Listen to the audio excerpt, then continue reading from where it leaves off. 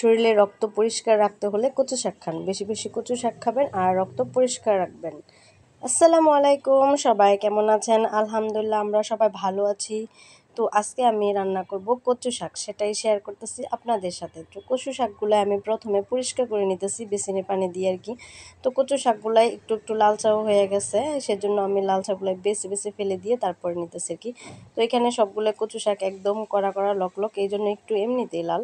আচ্ছা যাই হোক, তারপরে আমি এগুলো কম বেছে বুঝে তারপর পরিষ্কার করে ভাপ দিয়ে নিব আর কি, ভাপিয়ে নিব যেটাকে বলে, বা সিদ্ধ করে নেব যে যেটা বলে। তো এই যে আমি একটা কড়ার মধ্যে দিয়ে কচু শাকগুলো একটু সিদ্ধ করে নিতেছি। তো আজকে আমি কচু শাক রান্না করব একদম সাদামাটা যেভাবে সচরাচর গ্রামের মানুষ রান্না করে ওইভাবে। তো বেশি মশলা টশলা দিব না, একদম সাদামাটা। তো এই যে আমার কচু শাকগুলো একদম ভাপ দেওয়া হয়ে গেছে আর কি, আরেকটু হবে সেজন্য ঢাকনা দিয়ে ডেকে দিছি। আর পাশের চুলে আরেকটা কড়াই বসাই দিছি, এই কড়াইয়ের মধ্যে এখন আমি সেটা রান্না করবো আর কি, কচু শাকটা রান্না করার জন্য প্রথমে চুলার মধ্যে আর কি তেল দিয়ে দিলাম। তো তেলের মধ্যে আমি আবার শুকনো মরিচ, কচু শাকে খুব ভালো লাগে আমার, সেজন্য শুকনো মরিচ ভাজা করে নিব। তো এখানে 3-4টা শুকনো মরিচ দিয়ে দিয়েছি, সরি 3-4টা না, শুধু 3টা শুকনো মরিচ দিয়ে দিয়েছি। আর শুধু পেঁয়াজ কুচি আর রসুন কুচি, এইটুক দিয়েই রান্না করব, আর কিছুই দিব না। এইটুক দিয়ে একদম সাদামাটাভাবে রান্না, গ্রামের মানুষ এইভাবে অনেক সময় খায়। আর এগুলো খাইলেই নাকি বলে ভিটামিন বাড়ে, তোদের মতো এত মশলা টশলা দিলে নাকি বলে ভালো লাগে না, আমার মা বলে এই কথা। আচ্ছা যাই হোক, এই কচু শাকটা কোথা থেকে পাইছি সেটা জিজ্ঞেস করবেন না। কচু শাকটাকে কিনে নিয়ে আসছি, আসলে কিনে নিয়ে আসি নাই, আমার বান্ধবী কচু শাক, তার শ্বশুর শাশুড়ি মানে আসছিল তাদের বাসায়, তখন তারা নাকি নিয়ে আসছে কচু শাক। তো বৈশাখ গল্প করতেছে, পরে বলতেছে কচু শাক আনলে খাবেন?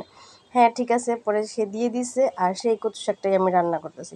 দুপুরবেলা এটা আমি কাইটা কুইটা পরিষ্কার করে গেছে। এখন রাত্রে তখন কয়টা বাজে, 8টা বাজে মনে হয়, আমি কচু শাক রান্না করতেছি। দুপুরবেলা রান্না করতে পারি না, আমার বাসায় কাঁচামরিচ বা শুকনো মরিচ কিছুই ছিল না, মরিচের অভাবে আমি সেটা দুপুরবেলা রান্না করতে পারি নাই। তারপর রাত্রেবেলা মরিচ আই না, সেটা রান্না করতেছি। দুপুরবেলা খাইতে পারি না কচু শাকটা, আফসোস। যাই হোক, রাত্রেবেলা এখন খাবো। তো আমার বাসায় কচুটা আবার কেউ পছন্দ করে না ওই রকমভাবে, আমি একটু পছন্দ করি, কিন্তু আবিদের আব্বু কচু শাককে খায় না বললেই চলে, তবে রান্না করলে একটু খাবে এটা জানি। এই যে আমার বাপিয়ে নেওয়া কচু শাকটা, সেটা দিয়ে দিলাম। এই কড়াইটার মধ্যে আমি এক হাতে ভিডিও করতেছি, তো আর এক হাতে করতেছি, সেজন্য কড়াইটা একটুখানি লো হয়ে গেছে এই দিকটা সেটাই আমি আবার ঠিক করে নিয়েছি। তো কচু শাকটা দেওয়ার পরে এখন শুধু অনবরত নাড়বো আর মিক্স করে নিব, আর যাতে তাদের গায়ে যে পানিটা সেটা শুকাইবো। এইভাবেই রান্না করছে, আর কিছুই করি নাই, একদম সহজভাবে সোজা পদ্ধতিতে আর কি। কারো কাছে এইভাবে ভালো নাও লাগতে পারে, আবার অনেকের কাছে এইভাবে ভালো লাগতে পারে, আমার কাছে তো ভালোই লাগছিল। তো কচু শাক রান্না করার পরে কেমন হয়েছে সেটা শোনায়। কচু শাকটা খাইতে অনেক টেস্ট হয়েছিল, ভাট কি হয়েছে মুখে কি বলে, আমরা এটা গ্রামের ভাষায় ঘেনে ধরছে আর কি, এই কথাটা বলি আর কি। তো শহরের ভাষায় কি বলে আমি জানি না। তো ঘেনে ধরছিল, আমি আবার লেবু দিয়ে খাইছি একটু বেশি টক করে।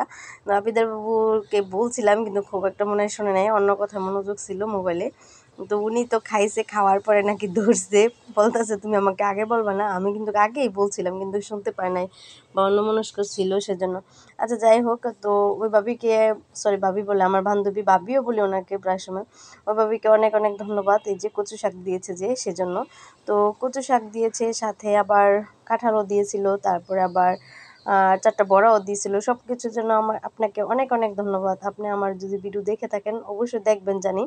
তো আপনি ভিডিওর মাধ্যমে ধন্যবাদটা পাইলেন আর কি, আনার সময় তো আপনাকে ধন্যবাদ দিয়েই নেই। কেন দেই নেই, এই জন্য যে আমি রান্না করব আর ব্লগ করব, আপনাকে ধন্যবাদ জানাবো। তো সবাই সাক্ষী, আপনাকে যে আমি ধন্যবাদ জানাইছি এই জন্য। তো এই যে ফাইনালি আমার কচু শাক হয়ে গেছে, এখন আমরা রাত্রে খাবার খাবো।